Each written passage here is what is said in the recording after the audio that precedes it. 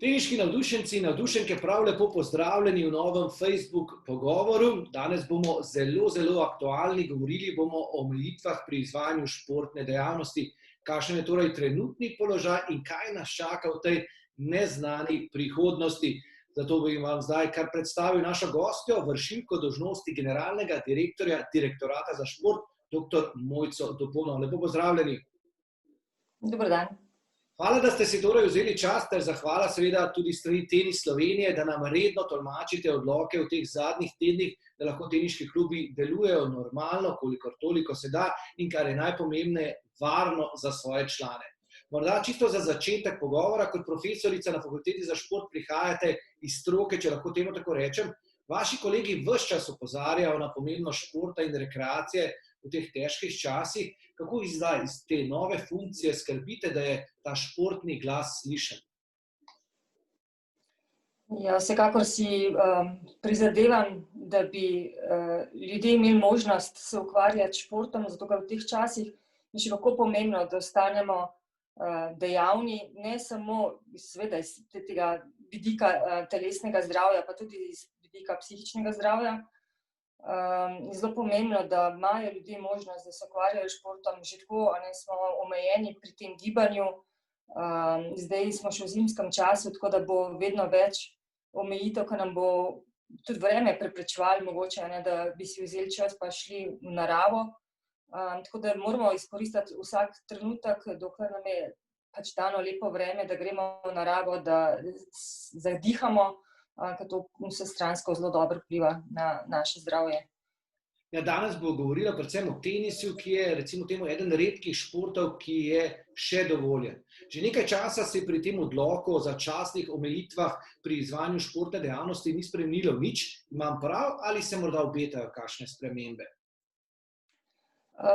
Ja, zdaj v bistvu 3 tedne smo pod omejitvami glede predvsem tekmovalnega športa. Rekreativni šport zaenkrat ostaja dovoljen, sicer ob omejitvi združevanja do 6 ljudi, ampak to iz rekreativnega vidika še vedno omogoča kar precej športov, da se ljudje na varen način ukvarjajo s telesno dejavnostjo. Ja, dejali ste omejevanje na 6 ljudi. Tenis se je zdaj preselil v dvorane in te napihljive objekte. Kakšne so torej zdaj te omejitve? V notranjosti sta 2, 3, največ 5 igrišč. Kaj to pomeni za izvajanje dejavnosti? Zdaj, če ima dvorana na primer 3 igrišča, potem bo igralo lahko v tej dvorani 6 igralcev, se pravi na 3 igriščih po 2 igralca. Če bi pa imeli, morebiti bila večja dvorana, pa bi imela, ne vem, 8 igrišč, bi še vedno ta omejitev veljala na 6 igralcev v nekem prostoru.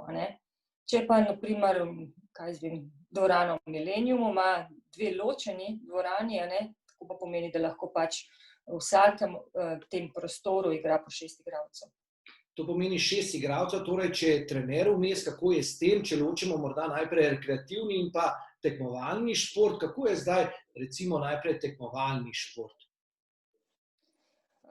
Ravno tako trener se šteje v to skupino 6 ljudi, ampak tukaj bi rada opozorila, da tekmovalni šport je dovoljen za tiste športnike, ki imajo najmanj perspektivni razred po kategorizaciji Olimpijskega komiteja, pravi perspektivni, mednarodni, olimpijski razred, svetovni razred, mislim, da je še eno, skratka te najvišji olimpijski oziroma te razredi, in pa tekmovalci, ki so v članski kategoriji in se pripravljajo za nastop na državno prvenstvo. Tako da tukaj bi rada opozorila, da mlajše selekcije imajo prepoved oziroma to omejitev ukvarjanja z tekmovalnim športom. Lahko pa se ukvarjajo z rekreativnim športom, kar pomeni, da trener v tem primeru ni prisoten. Torej lahko, na primer, moja 11-letnica pride na teniško igrišče in igra z mano ali s kom drugim, samo da ta drugi ni trener, da igrava normalno tenis, ne pa da trenirava. Tako, ja. Lahko. Torej je omejitev v starosti, ki je 15 let ali je morda to, kar ste dejali, to rangiranje tekmovalnic? Ne, v bistvu je glede na kategorizacijo športnika in pa če bi, recimo hipotetično, če bi nek mlajši perspektiven igralec, ampak ta bi verjetno tako imel kategorizacijo perspektivnega športa, ampak recimo, da ne bi imel, pa bi nastopal že za člansko kategorijo, bi hipotetično tudi lahko treniral in pač se udeležil državnega prvenstva za člane, če pač to teniška zveza dovoljuje. Ja, zgodba pri rekreativcih pa je povsem enostavno, torej 6 oseb največ v objektu in to je to, ali kako? Ja, tako, ja. Pa morda Vsaj tako po veljavnih odlokih. Seveda, ja, to sem mislil. Ja. Kaj pa zapiranje objektov, da ali ne? To je zdaj odvisno tudi od županov. Kakšna je lahko vaša vloga, kaj naj v takšnem primeru naredijo klubi?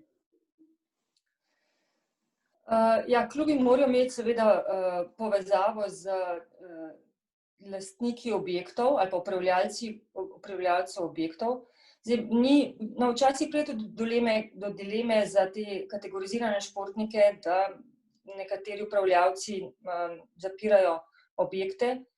Mi smo svetovali v bistvu županom oziroma upravljavcem tudi objektov, da naj predvsem za kategorizirane športnike se poslužujejo tega, da s klubi jim dajo dokazila, spravi sezname njihovih tekmovalcev, ki ustrezajo kategoriziranim športnikom, katerim je dovoljeno tekmovanje in treniranje v skladu z veljavnim odlokom.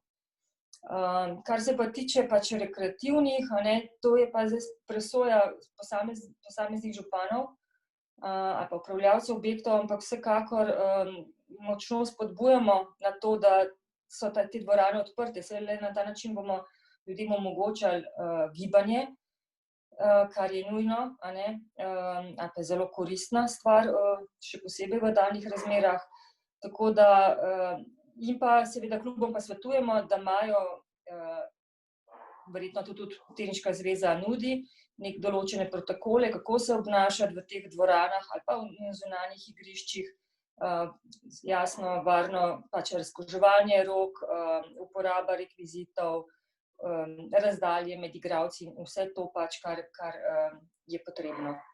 Ja, to verjetno zdaj te nasvete že vsi oziroma navodila znamo na pamet, pa morda govorila sa bolj ali manj o treningih, kaj pa o samih tekmovanjih? Kako pa je s tekmovanji? Teniški turniri potekajo v Sloveniji ves čas, tudi nekako je bil tenis prvi šport, ki se je nekako prebudil v Sloveniji. Kako je s tekmovanji? Še enkrat, tekmovanja so dovoljena v individualnih športih na najvišji nivo, državni nivo za člane. Vsa ostala tekmovanja niso dovoljena. Hvala lepa. To je bilo bolj ali manj vse, pa morda vseeno za konec. Je še kaj, kar vas nisem vprašal, pa ste to pričakovali in bi bilo dobro poudariti, da bi morda ljudje bili malce bolj mirni v teh težkih časih, da bi vseeno veliko športali, če lahko po domače temu tako rečem? Jaz bi si želela, da bi predvsem ljudje sami do sebe bili, da bi delovali samozaščitno do sebe in do drugih, se pravi, da bi spoštovali vsa ta pravila, kot pravite, da jih poznamo na pamet, da ne bi izkoriščali, kje le lahko nekaj črko zakona zaobidemo, zato ker bo za vse nas boljše in predvsem za šport, za ljudi, ki imamo radi šport, se radi ukvarjamo s športom, če ne bomo ves čas gledali, kje bi lahko mogoče namesto, da nas je 6, 7 ali pa šli na neko, ne vem, rekreativni turnir ali kaj takega, ki ni v tem trenutku dovoljen. Če bomo tega držali, bomo pač vzgled in jaz mislim, da bomo pripeljali do tega, da bomo hitreje prišli na situacijo, da bo stanje v državi boljše epidemiološko in da bomo hitreje se lahko vrnili v tisti šport, ki si ga vsi želimo, se pravi v običajnem življenju brez prisotnosti COVID-19.